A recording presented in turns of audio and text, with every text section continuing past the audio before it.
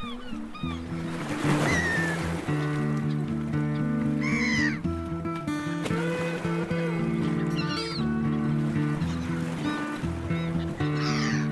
and welcome to the Sea Creatures podcast, a show all about the amazing animals that live beneath the waves.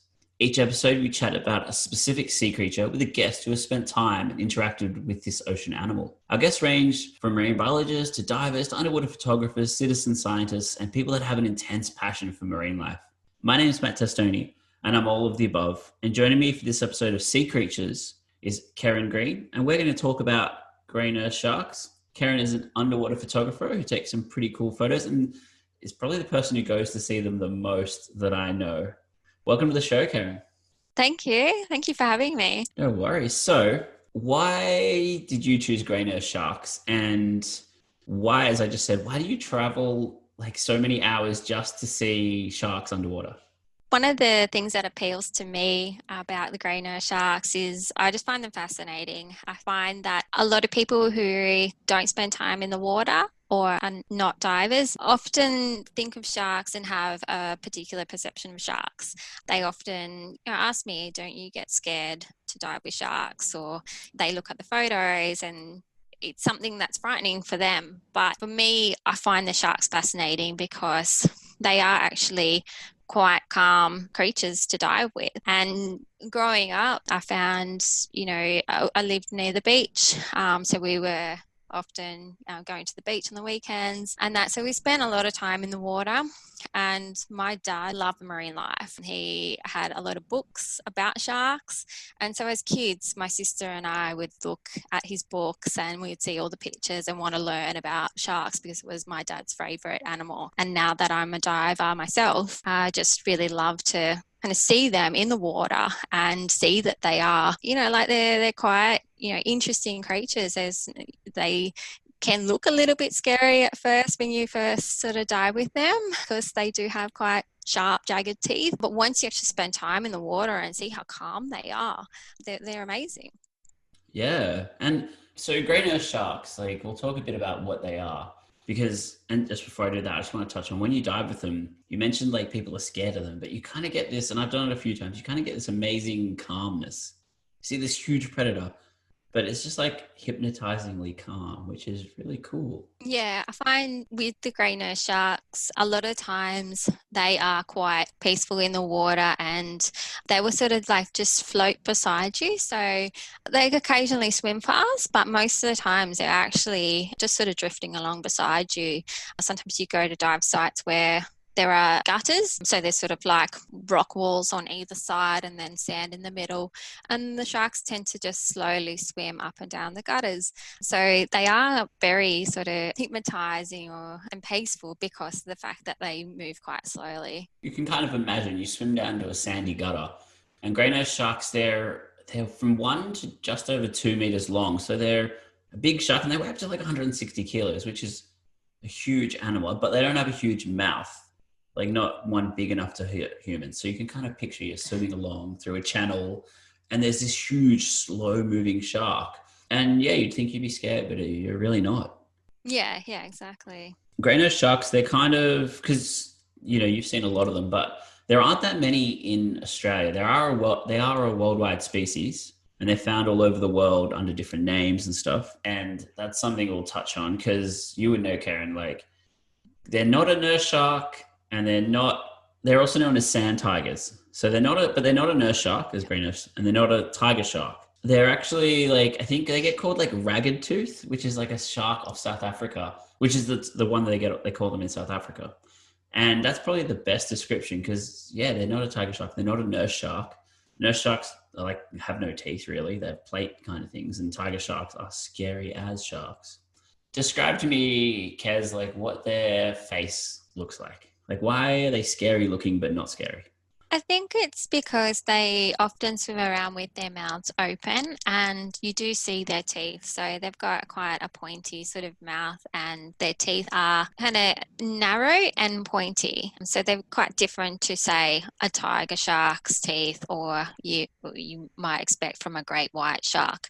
Their teeth are relatively small, quite pointy and sharp. So that might be something that people kind of perceive them as looking a little bit scary because you can see these pointy teeth. And sometimes the sharks, when you are diving with them, if you're nice and calm in the water and don't move much and they feel comfortable enough to come close to you, they can come quite close. And so occasionally you might be diving with them and you just turn around and you realize there's one right over your shoulder or below you, and you do see their mouths open. They kind of just float along, like drift along with their mouths open, so you see their teeth. So that's probably one good description of why they're called, they're referred to as having ragged teeth. Yeah, and the thing with so if you think sharks are scary, the sharp kind of needle-like teeth that they call ragged teeth are actually for catching smaller fish. Whereas if you've got like a big tiger shark or something,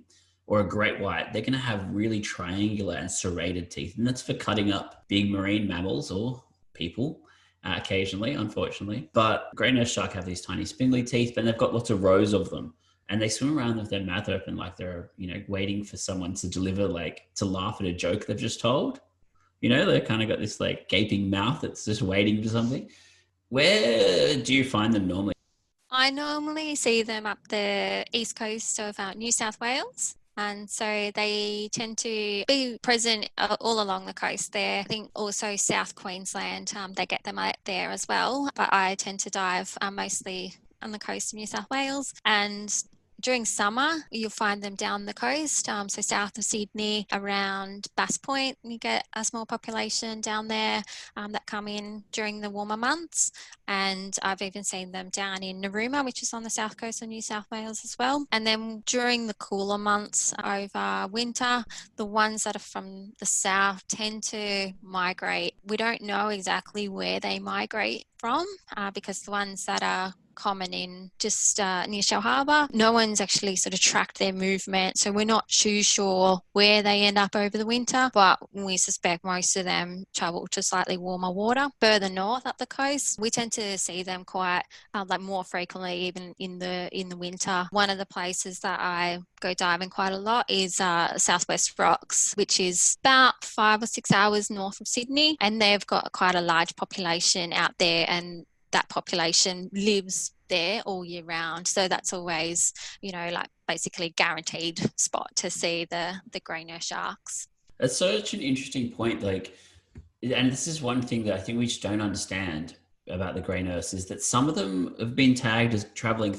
over 3,000 kilometers in a year just to breed and give birth. But then others, you definitely do see just all the time. They live permanently on the mid coast of New South Wales, which is kind of fascinating. And I think one thing I just need to say is that the population on the east coast of Australia is actually critically endangered. So they're pretty common worldwide in different spots. They're in the vulnerable category, but the population is critically endangered. So the fact you can go and swim with a critically endangered animal is pretty amazing. And that was done just purely because they looked scary and people went and overfished them and killed them on purpose and poisoned them.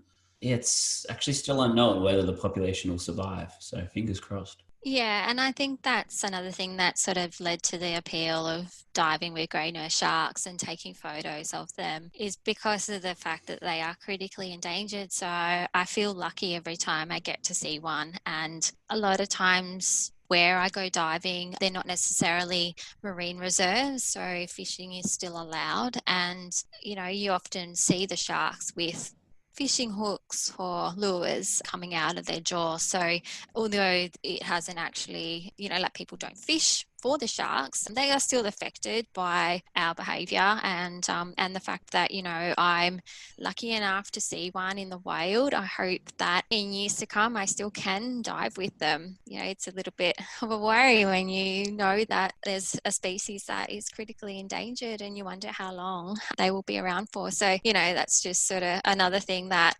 makes me want to see them more in the water now because I don't know if I'll be lucky enough to see them in years to come. Yeah, and that's one of the reasons I think like the photography of them is such a great and cool idea because you're almost taking a snapshot of an animal that fingers crossed they're going to be there in 30 years, but they may not be, which is pretty sad. But I have heard that the sharks at different places have hooks in their mouths and people actually can pull them out Have you heard? You would have heard those stories. Yes, I think if the shark is calm enough, if you approach it in the right way, I personally have not tried and would not try because I'm not in the water enough to sort of get that particular shark comfortable enough for me to approach it. But other people who work in the industry or in the water quite frequently, I have heard that they've been able to remove some of those hooks and lines. So that's, that's always a good news story. Yeah, and I think like because I've spoken to one or two of these guys that have done it as well, and they swear to me that the grey nurse shark actually knows who they are as an individual. It'll see like someone like me who goes up a couple of times a year, and they'll be like, "Oh, I don't know who that is," but then they'll see this person they see every day, and they're like, "Oh, hey, I've got a hook in my mouth. Can you like come and pull it out?" And yeah, they do. So to like brighten the mood a bit, I have a few cool facts. But do you have any cool facts about grey nurse sharks? I don't have any cool facts, but one thing I observed recently, which I initially thought was unusual, I thought I was pretty lucky to see it, and then someone else explained it to me. So I was actually snorkeling in Bass Point in Shell Harbour just recently, and I was alone and I saw a grey nurse shark swimming straight towards me. And at first, I kind of had to remind myself that, okay, I'm on the surface, but this is a grey nurse shark. So, that's okay. But it just seemed to be swimming straight towards me. When it got about a meter away from me, it wasn't actually swimming to me. It was swimming to the surface and it opened its mouth almost to take a mouthful of air and then dove back into the water. And I thought it was unusual. I got it on film, this shark basically coming to the surface to take a gulp of air. And then someone explained to me that they actually do that to control their buoyancy. So every now and then they come up, get some air because they need that air in their stomach to be able to maintain their buoyancy underwater. And so that was something that I wasn't aware of, and I found that really interesting. It was pretty cool to see. Wow, that was actually going to be one of my cool facts. Was that like grey nurse come to the and you've actually seen it and videoed it. That's so crazy. Yeah. Wow. And so I was actually reading up on this because I was like, this is amazing. And so they come up to the surface and they swallow a big gulp of air. And that gulp of air lets them control where they sit within the water column a lot easier because normally a shark would have to swim to get up or down. And so what this allows them to do is at nighttime when they're hunting, because at nighttime grey nurse sharks are hunters, they're nocturnal hunters. They'll actually go along and they'll silently stalk through the black depths of the water, which is scary as. And because they've got this air in their belly, they're able to hold their position perfectly. And so kind of just silently move on to a fish or a stingray or a smaller shark, which they're going to eat. And then so they just kind of drift right past them, and right just before the animal sees them, they take a big bite of them. And so without swallowing this air, they're not actually able to hunt as silently. That's cool fact number one, but Keren's already actually seen that in the wild, which is crazy. So what's, apart from the shark gulping the air, which I keep coming back to, what is the craziest experience, or what are some other experiences you've had when diving with sharks, both at Southwest Rocks and at Shell Harbour and all the different places you can see them? Yeah, I think the other thing that grey nurse sharks do, mostly when they're feeling slightly uncomfortable, if they're taken by surprise, for example, is that they crack their tail and they'll often then swim away quite quickly. And so we've seen that happen, particularly in Southwest Rocks, where you get a lot of sharks swimming up and down the gutters. Occasionally, customers come a little bit close to a shark and it takes the shark by surprise and they turn quickly. And so you can actually hear the crack of the tail underwater, and then you see a shark swimming in the opposite direction. So I find that quite interesting. Wow, that's kind of almost like someone gets in before they get into a fight, they crack their knuckles, except they're just cracking their tail. I wonder if it's like a bone thing or if it's like a sound because it's just like a little ultrasonic boom because they move so fast, or what. It'd be fascinating to find out. Yeah, I'm not sure what makes the noise. And most cases, the shark is actually the one scared. It's not the human that gets scared. It's because the shark is, something has shocked the shark and therefore they want to get out of that area. But I guess it's also sort of perhaps a sound they make to warn other creatures around that they are feeling uncomfortable. Yeah. So speaking of that, so you see people swim up and the shark goes away. So whenever I've done it, I actually will sneakily just kind of hide beneath a rock or like right next to a rock and tuck myself up into a ball. And they actually get really, really close. And one thing I love about them is you see them, they swim back and forward and back and forward, and they get closer and closer and closer until they're almost on top of you. So that's kind of my trick to seeing them. Have you got any tricks to seeing them or any kind of other advice if you want to like swim with a grey nurse and not have a tail crack go on? Yeah, I think when I dive with them, I tend to, if there's, say, a rock wall, stay close to the wall and not kind of swim out in amongst them. Or if you do need to kind of swim across sort of in open water, just stay really calm, not move much. And they tend to kind of stay where they are. It's when people move around, like kick, that the sharks don't want to be near you. So if you stay really sort of calm in the water and don't have much movement, they do tend to come quite close. And so we're nearly there now, but I want to know what your kind of photography tips for them are. So how would you take a good grey nurse shark photo, and what would you do if you were interested in getting a grey nurse shark photo? I think some of the best photos that I've seen and what I've tried to then copy the techniques in my own photos is to take a photo from below the shark, so not directly below its belly, but sort of at an angle where you get a good view of their mouth, especially if they've got their mouth open, and pointing it up towards the surface if it's a sunny day, and you can position the shark so that you've got your camera angled at the shark and then got the sun in the background as well. You tend to get quite nice effects. You get the natural lighting from the sun as well. I always use strobes when I'm diving, which also helps with like lighting up the subject. You want the strobe sort of firing so that it's positioned at your subject, but you use some of the natural light from the sun as well to make the water surrounding it a really nice color, and get those sun rays shining through. So that's what I tend to do when I'm taking photos of the sharks, is sort of get that angling up towards the surface. So that classic kind of beneath the shark, because I guess you want to take a photo beneath the shark because they're a scary animal, and swimming over the top, they get like raw. And like that kind of goes with like if you're swimming along the gutter and you're against the wall or you've tucked yourself into a rock, the sharks are quite inquisitive and they'll actually come close to you. And if you're in one of those positions, you're able to get that photo. Whereas if you swim up to one, you're just going to get nothing, aren't you? Yeah, you often find if people swim towards the sharks, or occasionally you might get people that have never been diving with the grey nose sharks before, and they get a little bit excited and kind of swim towards the shark. Chances are that shark's going to turn around, and you don't want to get a photo that is just focused on the shark's tail as it's swimming away from you.